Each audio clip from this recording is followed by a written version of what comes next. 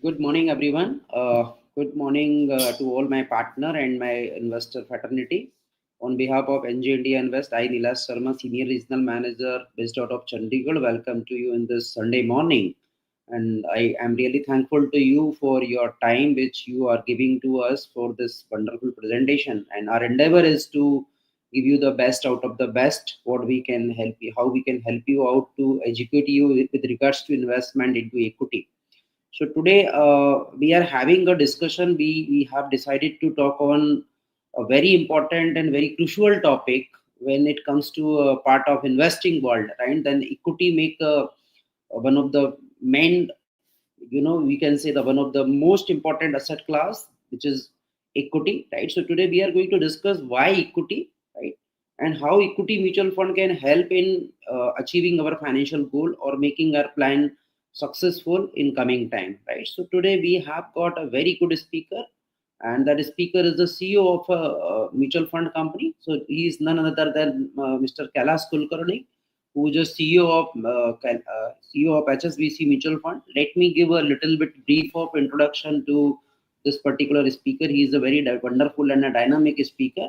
He has got a very long experience in working in the financial sector. So Mr. Kailash Kulkarni is the CEO of HSBC Mutual Fund, and he leads the functioning of key business verticals and is responsible for providing leadership towards the achievement of the organization's strategic goals to become one of the top leaders in the asset management space. In his previous role, he was with L&T Investment Management. Mr. Kailash was responsible for driving the overall business growth of the asset management company over there. He also led the marketing initiative for L&T Financial Services. Mr. Kulkarni has a 33 years of long working experience, in which about 28 years of experience is with various functions of businesses across BFSI sector. He was a member of SEBI Mutual Fund Advisory Committee and was on the board of AMFI. He had also headed the Financial Literacy Committee for AMFI in the past. Mr. Kulkarni is a management graduate from Institute of Management Development and Research. He is, other than that, this is just a simple and what you can say academic introduction of him. But if I tell you about him, he is a passionate speaker as well, and he, I think so, some of you would have heard him in the past as well. He has a good command over the data. So today we will have a very good interaction with him. So with this, I would like to welcome to Mr. Kailash Kulkarni on this stage. So welcome to you Thank in you. this morning, sir. Thank you. Thank you, Nilash. Good morning. Good morning to all your partners and clients who have taken the trouble out on a Sunday morning to listen to me. Thank you once again. Uh, I think this is a very important topic, not because just equity is an important category, but given the current context of where the market is and the volatility that we have seen over the last 5 to 6 months, the big question which everybody asks is why equity and how can we navigate this kind of market. So with that, I'll just start my presentation. I'll leave some time for Q&A at the end so that we can hopefully have a more interactive discussion. I think let's look at equity from a point of view of how this plays out. And when we look at the Sensex performance, we've seen a very volatile performance over a period of time. But when we look at the long period, or even the last 1.5 year, say from January 24 to January 25, we have seen that the market has done reasonably well, with markets being, despite the markets being volatile, it has been more of a consistent performance. Most important, and this is an extremely important side because we have taken a 20-year data out here, we have seen multiple phases, good phases, what we call bull phase, not so good phases, which is what we call the bear phase, and there has been a lot of volatility. So let's take it from, say, 2005 to 2007, or if we take it from, say, 2003 to 2007, we saw that the markets nearly went up 50%. Now, this is a very, very good performance. But actually, if you break that down, that 50% also comprises of around 4 or 5 times in this period where the markets fell 10 to 25%. So what we are seeing out here is a huge difference in terms of the volatility. But when we look at multiple factors, whether it is a subprime crisis where the markets fell by more than 45%, then it bounced back where the Sensex grew by another 50%. Then there was the whole COVID crisis in 2020, where the markets again fell for a very short period of time, but it was a very, very steep fall. And then the growth post the COVID and the current last 5 months where we have seen the markets fall. So overall, if a person had stayed invested, you would have seen that the person would have benefited despite multiple events which have happened, not just in India, across the world. And that is the power of equity. And this is a very, very powerful graph, because what we have said, all these issues, we call it the wall of worry. And the Sensex always goes above the wall of worry and delivers returns which are actually much higher than what the inflation is. I think that is very, very important for us to see. And we have seen within these periods, and we have just tried to say that there is short-term volatility in each place. So like I said, whether it is between 2003 and 2007, or whether it is between June 11 and June 12, where we have seen huge volatility out there. Then we have seen more volatility in 15, 16, and then we have seen again volatility in 21, 22, and now the current set of volatility. So volatility is a part of our life. We have to embrace volatility and say that this is my friend, rather than say this is very dangerous and I don't want to be here. Because beyond equity, there are very few asset categories which tend to beat inflation. So we have seen that Sensex has grown by about 10% CAGR. And if we compare it with fixed income returns, which you typically get because most Indians put their money in a bank or bonds or something like that, the returns are much, much lower. I think the longer you stay invested in equity, the lesser is your chance of making a negative return. So what we have done here is we have taken different periods of time and we have taken rolling returns for those particular years. And we have said, what is the probability that you would have made a positive return, or what is the probability that you would have made a negative return? So when we see the first phase, we are seeing that we had 512 instances, out of which 51 instances gave us negative return, but 449 gave us positive return. That's 88% of the time. Had you stayed put for a 3-year, you would have got positive return. But as you go up to say 10 years, you're seeing that it's nearly 99% of the time you would have got positive return. And at 15 years,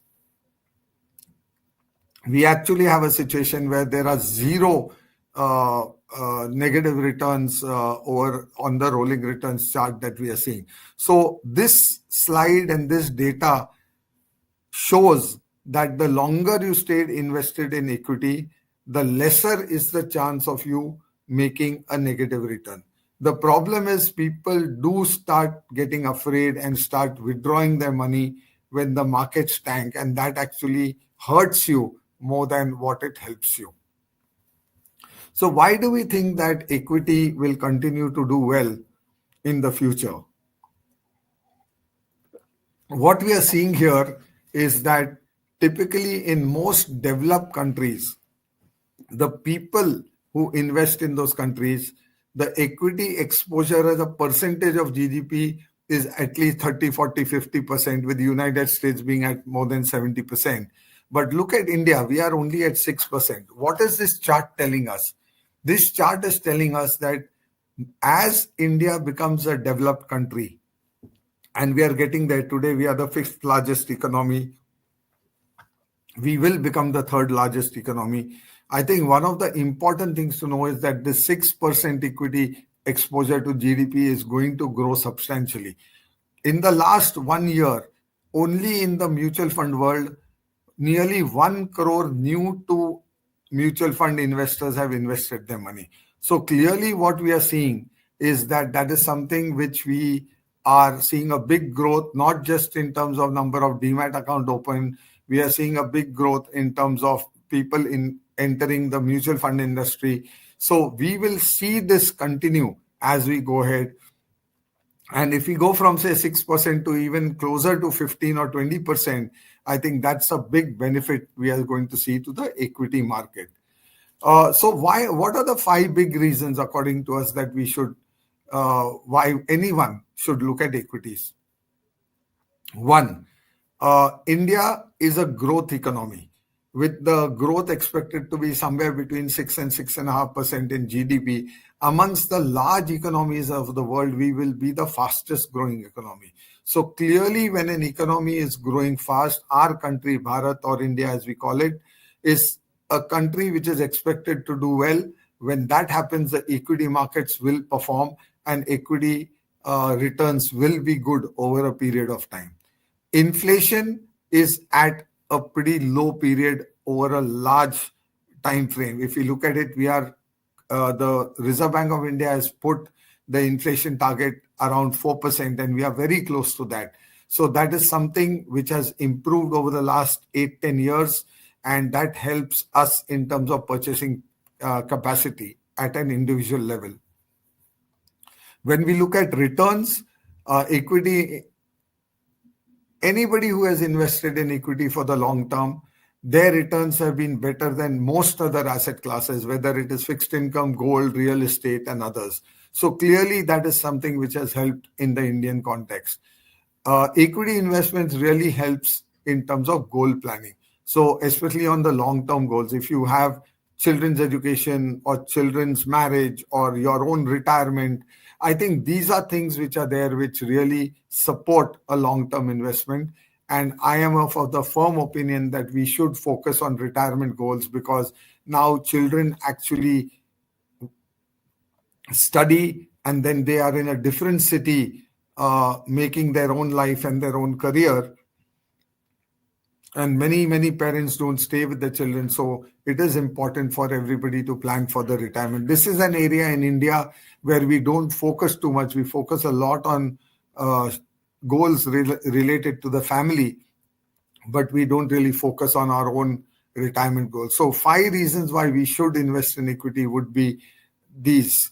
And how does inflation hurt us? And this is what I was saying, that equity is one which has beaten inflation in terms of return. And we look at it, the cost over a period of time. So today, something which costs 30,000 rupees will be 1,16,000 rupees in the next 20 years. So clearly, at 7% inflation, the cost of the product increase, and also your value of the money. So what is your value is 1 lakh rupees today, that will be only worth about 26,000, 25,800 rupees at the end of 20 years. So the value decreases. And hence, whenever we think of investments, if we are not considering inflation, then I think we are doing ourselves injustice. We must consider inflation when we look at any kind of investment. And equity has proven that over a long period of time, it has given returns which are beating inflation.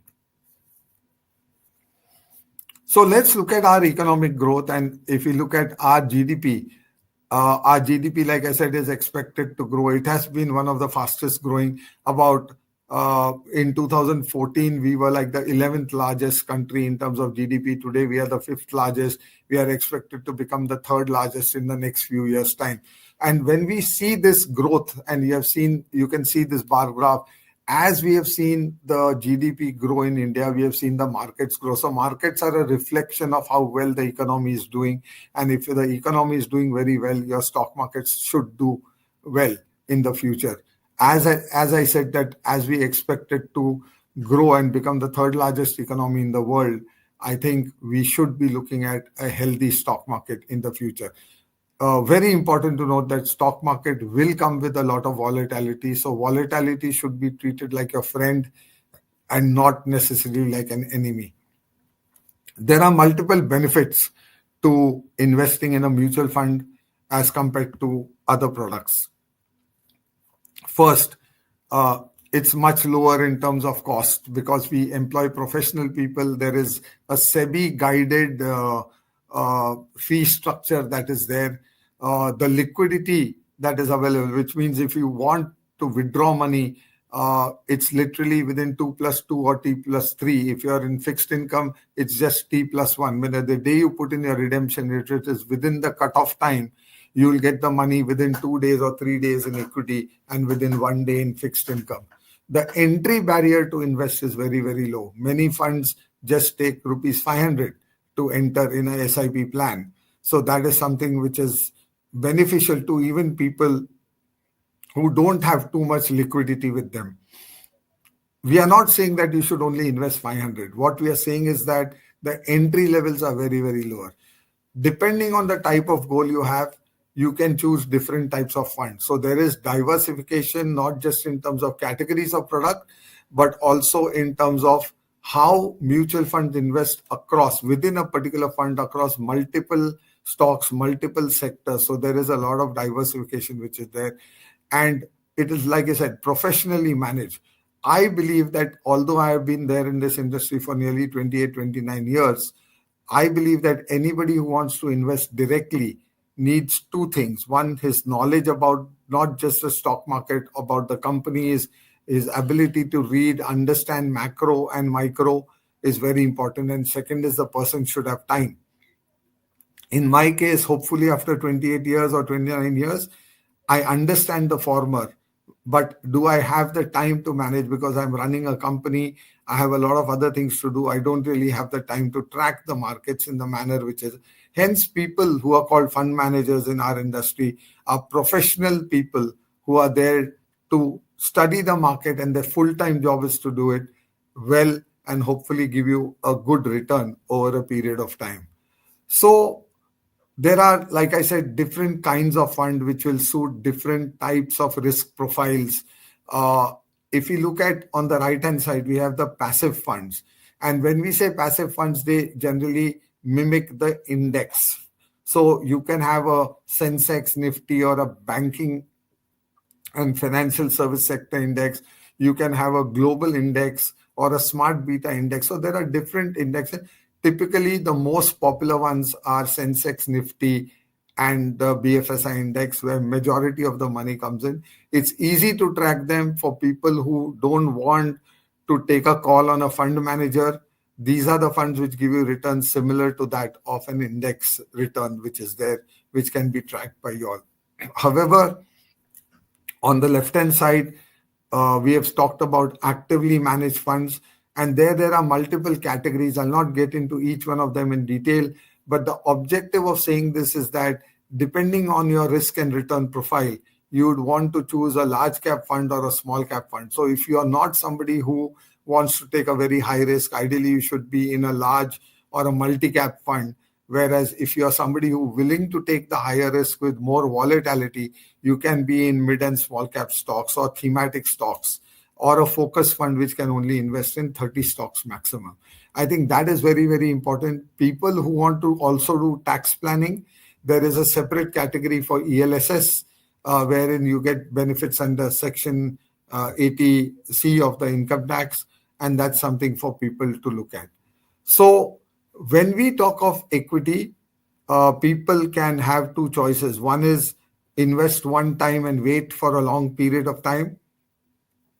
Second is have a systematic investment to approach. SIPs have become very popular. What happens in SIP is that you're investing monthly. You're not really worried about the market behavior.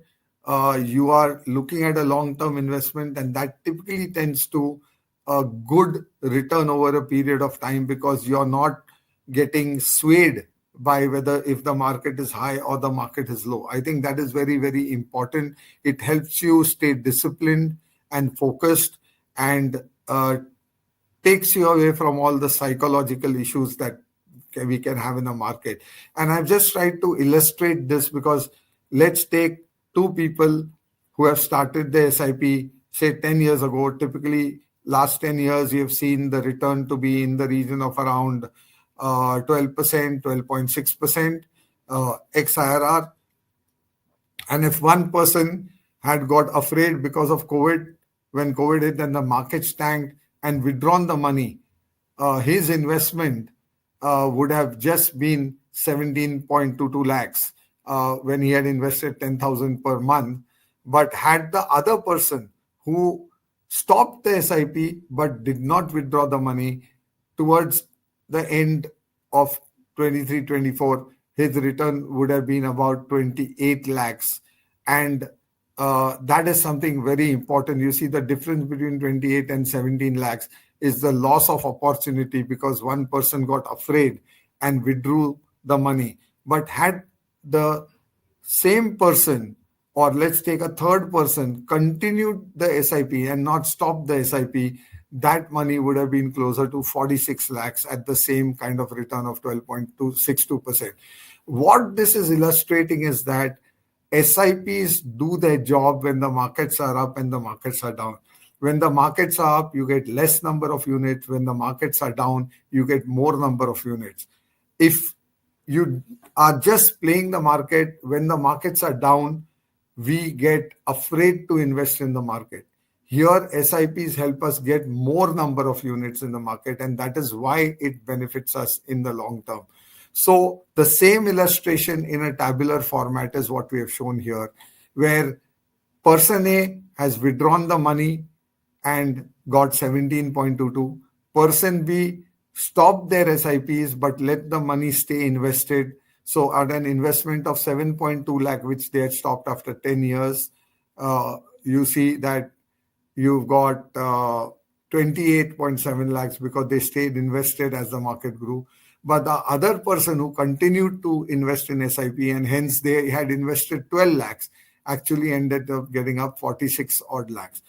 Very important to stay invested for the long term, not let the market downturns impact you psychologically, and hence SIP is possibly the best form of investments. What does it do? It helps what we call rupee cost averaging, a technical term. But like I said, it gives you more units when the market is low and less units when the market is up. So it helps you avoid market timing because most people get it wrong.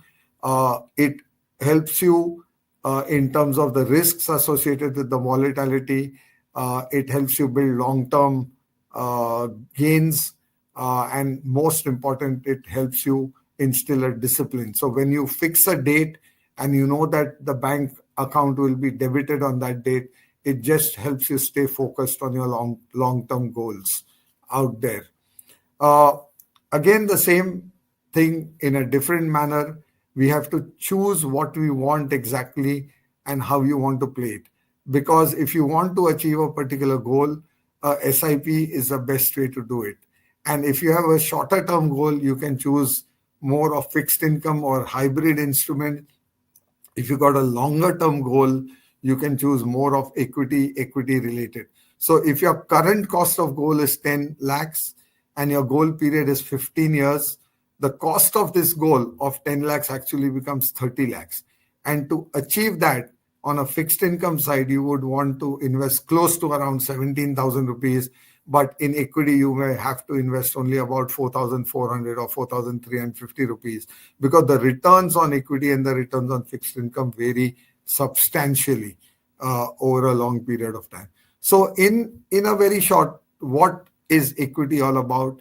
It is that it's a long-term capital growth solution that you're focusing on because the future is uncertain. What is going to happen in the future is risky. And to preserve and grow capital, you need to be invested in any product. And equity is one of them which can beat inflation. I think that is very, very critical. I've repeated this a number of times, but it is very important to keep repeating it because people do tend to invest in other categories of products where they don't compare the return with inflation.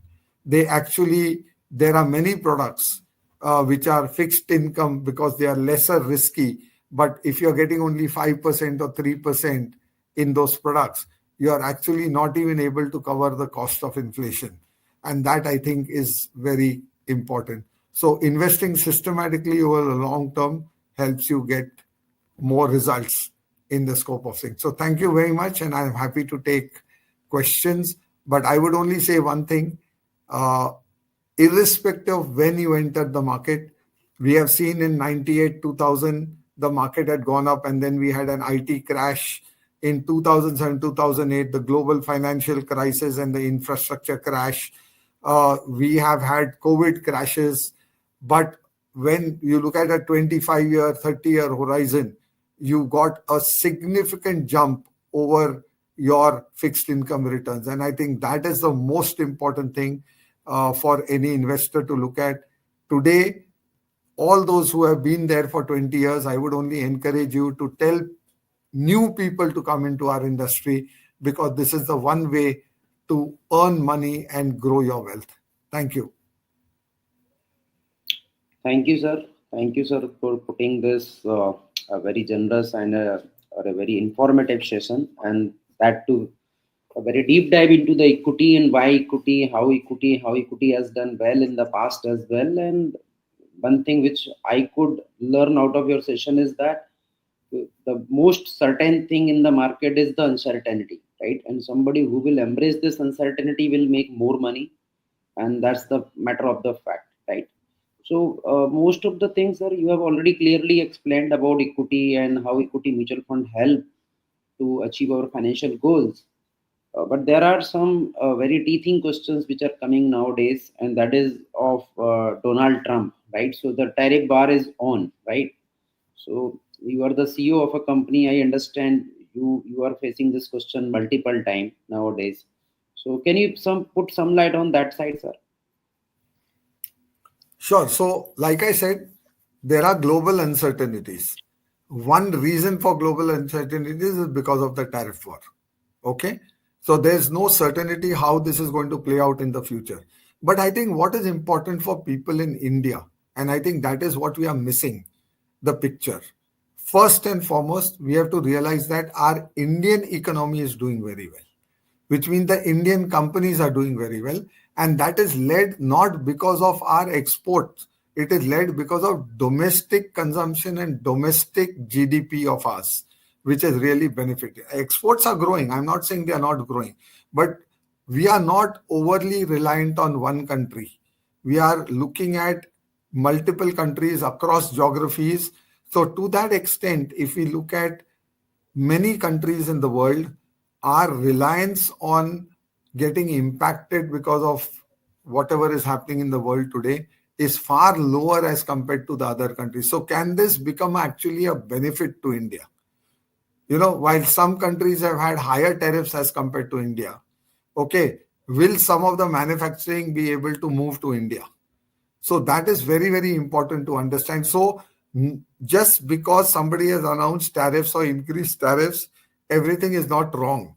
Actually, some of this can be used as something to benefit us in terms of more manufacturing, our ability to sell to more countries, and our ability to use this as an advantage for us rather than get afraid of it.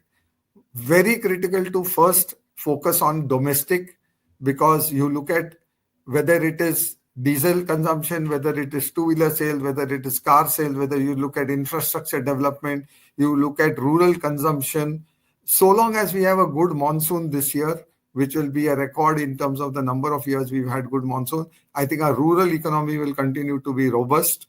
So I think there are a lot of positive factors for India. So one global event should not color us. While the headlines may be colored in newspapers and on television, I think it is important to stay focused on how our companies are doing.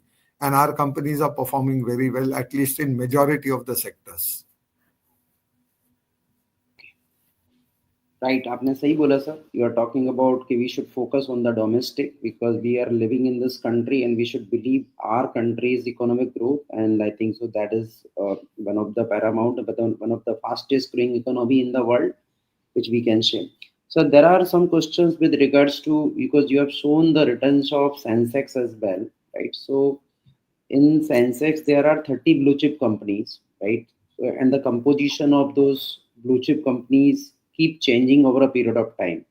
So how do you see that, like how this composition of change still doesn't affect the mutual fund investors, right? And by 2030, how do you see India to grow, and in what sense you see it by 2030 India will be growing at this rate?